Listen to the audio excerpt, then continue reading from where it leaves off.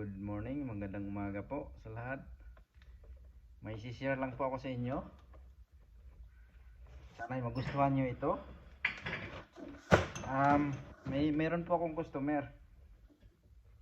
Ito ay yung video na to para to sa mga hindi mekaniko. So, katulad din ito yung problema ng sasakyan nyo. Pag yung lumiliko po is nagra-rattle noise. So, halimbawa, pag nag-left ka, tapos marinig kang rattle noise na parang metal. So, ibig sabihin, ang problema po noon,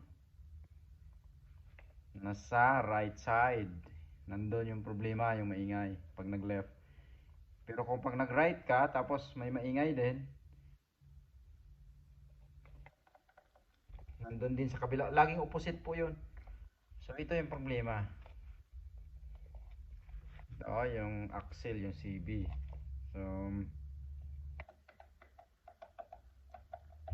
metal to metal na po to. So, ito, yung iba pwede ito i-overhaul, pero contaminated na to siya eh. Pinasukan na kasi ng tubig. So, kailangan palitan na po siya. Bago. Mas maganda. Pwede nyo to i-overhaul, pero mas malaki yung trabaho at saka mas mahal. Kaya kahit na walang ingay, pwede nyo rin palitan ng CB boot. Pero mas maganda palitan nyo na ng assembly at saka original. Kasi po malaking abala una kung sakaling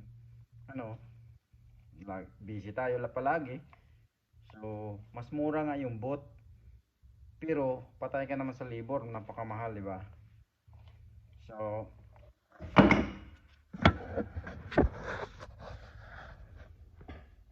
ito, isipin mo tatanggalin mo pa to yung ball joint, yung arm, di ba? Ito yung upper at saka yung lower ball joint. So tatanggalin mo, bali ihawi mo yan, saka yung knuckle. So mas malaking trabaho, tapos ipapa-align nyo pa po. So maging abala, kaya dapat mas maganda palitan nyo na ng assembly para isang gawaan. Kaya tulad dito, pinalitan na rin ng seal. At least mag-add na lang kayo, kunyari kung axle seal lang yung papalitan nyo, mas nasa 3 hours siguro babayaran. Pero kung nagpalit na kayo ng ng axle, yan, mag-additional na lang yan 0.5 or 1 hour. So, di ba, napakatipid. Kaya papalitan natin ng assembly yan. Ito na yun.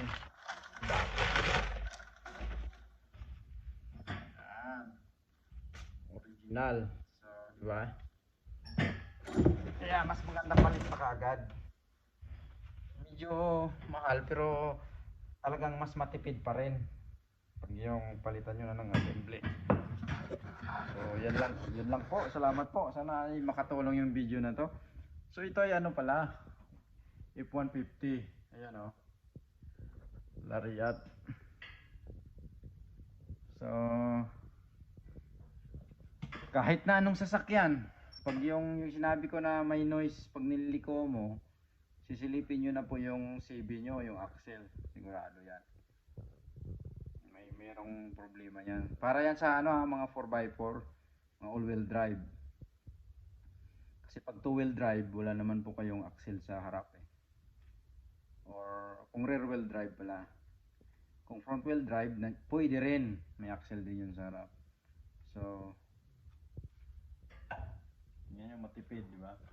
So mas malaki yung natipid pati sa oras, yung abala. Kaya actually pwede nyo rin po ito gawin eh. Tatanggalin nyo lang to yung yung sinabi ko, yung ball joint, lower, saka ito yung knuckle. Eh kung mag-message kayo sa akin, pwede ko rin kayo i-guide. At hindi na kayo, kung sa tingin nyo kaya nyo na gawin, hindi nyo nadadalhin sa shop, di ba? So sana po ay makatulong yung video na to. Napakasimple lang. Thank pero you